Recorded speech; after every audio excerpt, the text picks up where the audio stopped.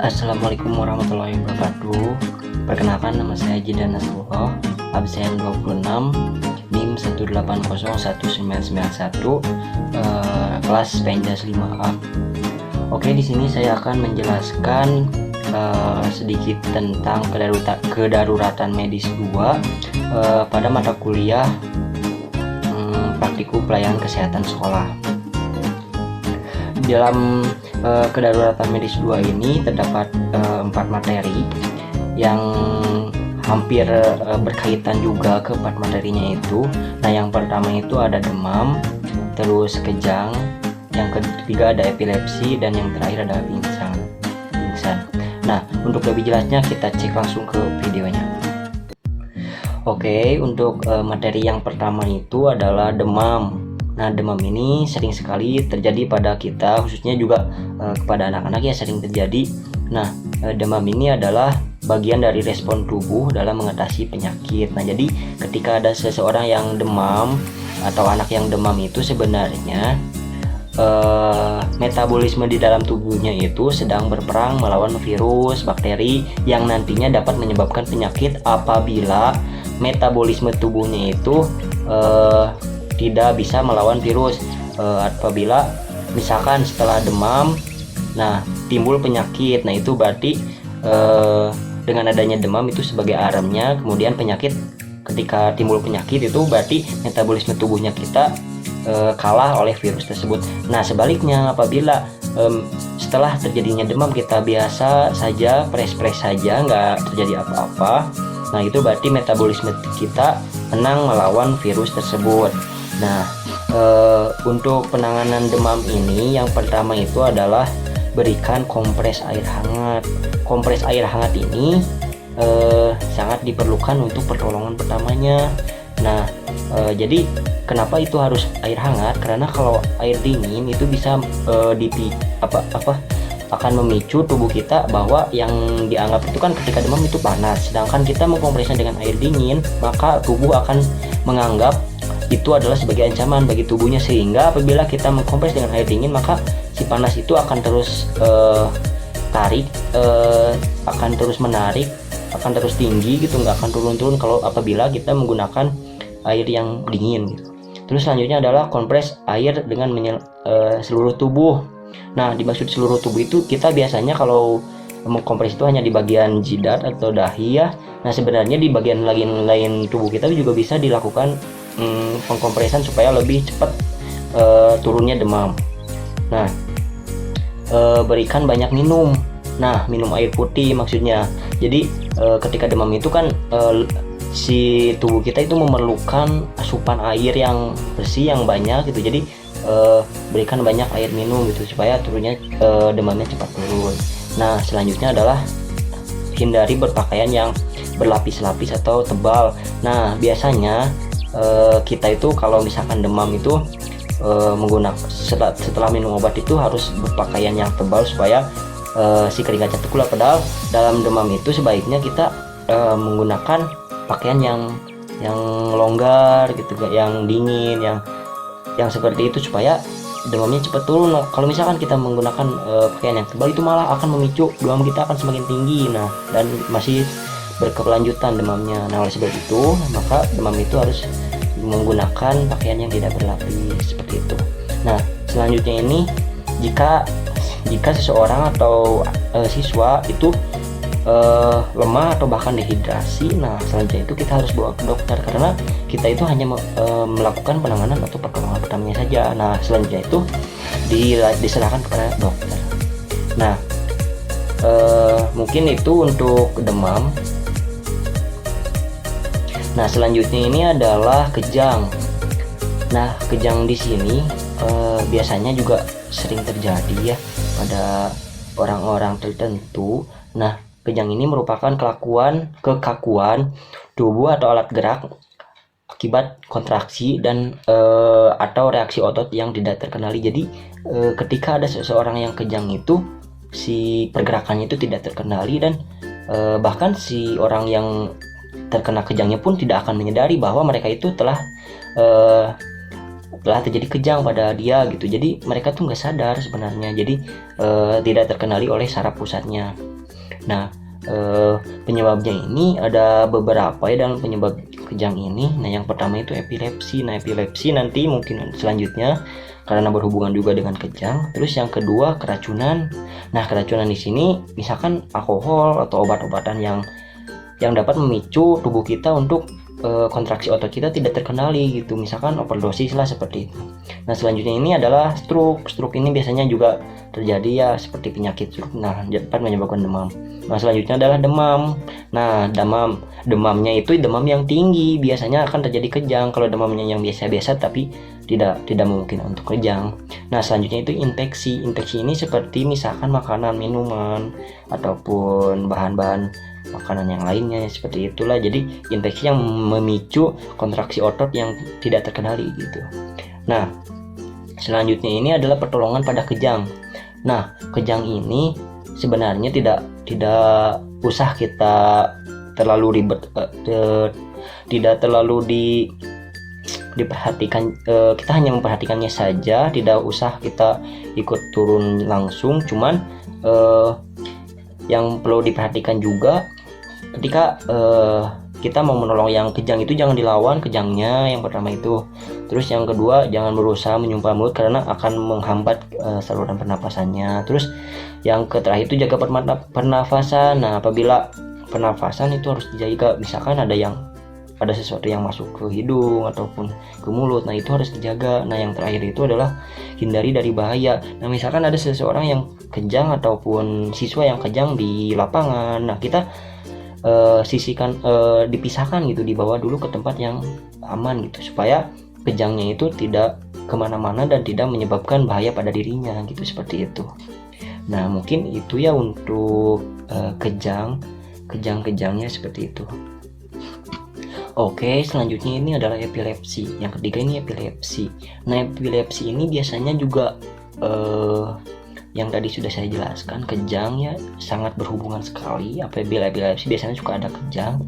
Nah, epilepsi di sini adalah merupakan gangguan pada sistem saraf pusat atau aktivitas sel saraf di otak. Jadi saraf pusatnya itu gangguan gitu, gangguan atau ada kelainan di dalam saraf pusatnya. Jadi tidak, aktivitas sel sarafnya itu tidak berjalan dengan sendirinya ataupun tidak bisa terkendali oleh otak kita. Nah, ini biasanya menyebabkan epilepsi.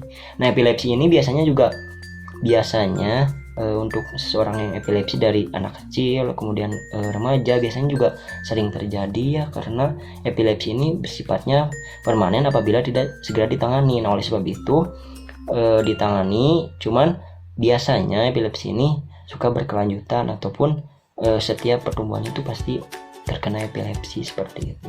Nah, selanjutnya adalah epilepsi ini merupakan kekakuan tubuh untuk beberapa saat disertai kejang dan diikuti hilangnya kesadaran. Jadi ketika ada seseorang yang kejang ini bisa disebabkan oleh epilepsi, kemudian mereka tuh tidak sadar bahwa mereka itu terkena epilepsi ataupun sedang kejang. Nah, seperti itu. Nah, untuk yang selanjutnya ini adalah gejala dan tanda. Nah, ada beberapa ya gejala dan tanda yang terjadi pada epilepsi. Nah, yang pertama itu jatuh tiba-tiba. Nah, mungkin kita bisa menganggapnya itu pingsan, tetapi kalau selanjutnya kita melihat jatuh tiba-tiba dan ada pergerakan seperti itu ya, maka itu disebut dengan epilepsi. Nah, selanjutnya ini adalah wajah dan leher cyanosis atau membiru gitu, seperti yang pucat seperti itu. Nah, itu bisa menyebabkan epilepsi. Selain epilepsi juga itu seperti demam juga bisa. Cuman kalau misalkan wajahnya sudah pucat kemudian jatuh, nah itu bisa menyebabkan itu terjadi karena epilepsi. Nah, selanjutnya gerakan kejang otot. Nah, gerakan kejang otot seperti kejang-kejang yang sudah saya jelaskan sebelumnya. Jadi ototnya itu kejang-kejang dan tidak terkendali gitu. Misalkan bengkok seperti itu, terus jatuh terbaring gitu sambil bengkok kayak gitu, terus kejang-kejang seperti itu gitu. Itu penyebabnya dari epilepsi. Nah, selanjutnya ini mulut berbuih. Nah, mulut berbuih ini jadi ketika epilepsi seseorang itu akan berbuih, itu berbusa gitu keluar dari mulutnya. Nah, mungkin itu yang keempat. Terus yang terakhir itu setelah kejang biasanya kelelahan. Nah, jadi setelahnya kejang itu biasanya untuk seseorang yang mengalami epilepsi itu akan kelelahan. Nah, kelelahan di sini karena kontraksi otot yang tadi tidak terkenali menyebabkan dia kelelahan setelah itu. Nah, di sini ada penanganannya. Yang pertama ini pastilah dalam pertolongan pertama ini kita harus tidak panik. Nah, pastikan yang kedua ini si anak atau pasien yang mengalami epilepsi ini dalam keadaan yang aman, jadi di tempat yang aman gitu. Jadi jauhkan dari benda-benda yang tajam, benda keras ataupun perabot yang rumah yang berbahaya bagi tubuhnya. Nah, dijauhkan seperti itu. Nah, selanjutnya ini baringkan tubuhnya ke arah kanan ataupun ke kiri agar cairan dari mulutnya bisa keluar. Jadi kan berbuih nanti, jadi dibaringkan ke kanan atau ke kiri supaya cairannya keluar dan napasnya lancar gitu. Nah, selanjutnya ini saat setelah kejang biasanya anak ini suka tidak tenang gitu. Jadi kita harus ditenangkan, kita harus sambil bicara dengan dia juga harus ditenangkan supaya si pasien atau anak tidak mengalami stres seperti itu. Nah, apabila misalkan setelah kejang dia tidak bernapas, seseorang tidak bernapas ataupun siswa tidak bernapas dan terus lemah jantungnya, nah langsung kita bawa ke IGD saja, ke rumah sakit ya, untuk pertolongan lebih lanjutnya. Kita hanya untuk pertolongan pertamanya saja. Nah, selanjutnya ini biarkanlah setelah kita ditenangkan, kemudian kita biarkan dia untuk beristirahat dan menghindari obat-obat tambahan seperti itu. Kita hanya biarkan dia untuk istirahat. Apabila ada obat, kita harus diresepkan dari dokter seperti itu. Nah, untuk obatnya ada beberapa jenis ya. Dari untuk epilepsi ini obat ini hanya untuk mengatasi, tidak untuk tidak untuk mengobati gitu. Jadi ketika sudah minum obat ini, kita hanya mengurangi saja, tidak mengobati gitu. Akhirnya jadi untuk tidak terjadi epilepsi seperti itu. Cuman kalau mungkin saatnya terjadinya apabila obatnya tidak diminum, maka akan terjadi lagi epilepsi seperti itu. Nah, di sini ada obatnya, misalkan valproate, topiramate, kemudian ada gabapentin ya, seperti itu ya untuk obat-obatannya. Oke, untuk yang terakhir ini adalah pingsan. Nah, pingsan ini biasanya sering terjadi pada anak SD yang pada waktu upacara ataupun waktu aktivitas olahraga gitu. Nah, di pingsan di sini adalah hilangnya kesadaran karena peredaran darah ke otak berkurang. Jadi peredaran darah ke otaknya berkurang sehingga menyebabkan otak ini akan tidak sadar dan hilangnya kesadaran. Oleh sebab itu, maka ada gejala dan tandanya apabila seseorang mengalami pingsan. Yang pertama itu adalah perasaan linglung. Jadi linglung ini kita pusing, berada di mana gitu, sedang apa. Nah, linglung di sini jadi perasaannya itu, pemikirannya itu tidak fokus gitu. Selanjutnya itu adalah pandangan yang berkunang-kunang. Nah, jadi ketika kita akan mengalami pingsan, biasanya akan pandangan kita itu berkunang-kunang atau kekuning-kuningan gitu, dan tidak fokus, dan tidak si mata kita nggak fokus ke satu arah gitu, cuman ke satu arah tapi berkunang-kunang seperti itu. Nah, yang selanjutnya adalah lemas, keluar keringat dingin. Nah, lemas keluar keringat dingin ini karena maka akan terjadinya pingsan gitu, karena kekurangan makan ataupun kekurangan minum seperti itu. Nah, selanjutnya ini menguap itu bukan hanya untuk tidur ya. Misalkan ada seseorang anak yang menguap pada waktu upacara, nah bisa saja mereka akan pingsan gitu untuk selanjutnya itu. Nah, selanjutnya ini adalah kurang respon di sini. Jadi apabila ditanya kurang menjawab gitu, jadi kurang fokus seperti itu, karena lambat laun itu kesadarannya itu menghilang. Nah, selanjutnya ini denyut nadinya lambat gitu, seperti itu. Nah, untuk pertolongan yang pingsan, misalkan ada seseorang yang pingsan, kita hanya melakukan pertolongan. Pingsan di sini hanya pingsan kelelahan, kemudian kekurangan makanan ataupun karbohidrat seperti itu.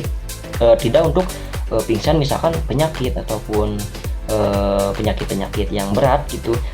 Untuk penyakit yang berat kita harus langsung bawa saja ke dokter atau ke rumah sakit. Nah, di sini kita akan melakukan pertolongan pingsan yang tadi sudah saya jelaskan, seperti kekurangan makanan, minuman, terus kecapean seperti itu. Nah, yang penanganannya yang pertama adalah bawa penderita ke tempat yang aman dan segar. Nah, tempat yang aman dan segar ini kita misalkan anak lagi upacara, kita pindahkan ke ruangan kelas seperti itu yang segar dan aman.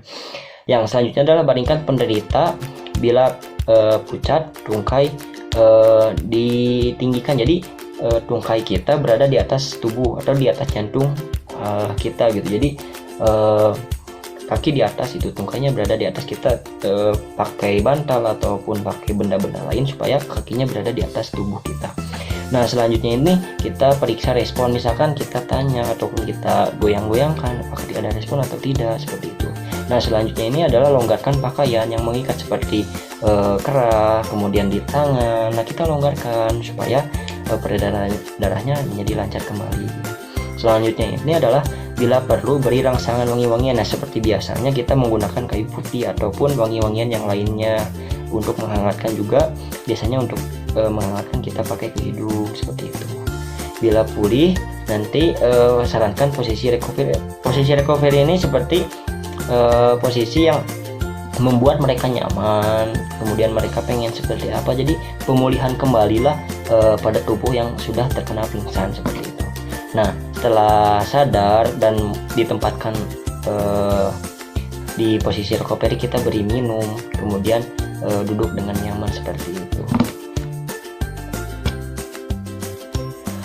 Oke, mungkin sekian presentasi dari saya tentang kedaruratan medis 2. Terima kasih atas perhatiannya. Mohon maaf apabila ada salah kata, salah pembelajaran ataupun salah materi yang saya sampaikan. Saya mohon maaf karena saya masih belajar. Terima kasih. Wassalamualaikum warahmatullahi wabarakatuh.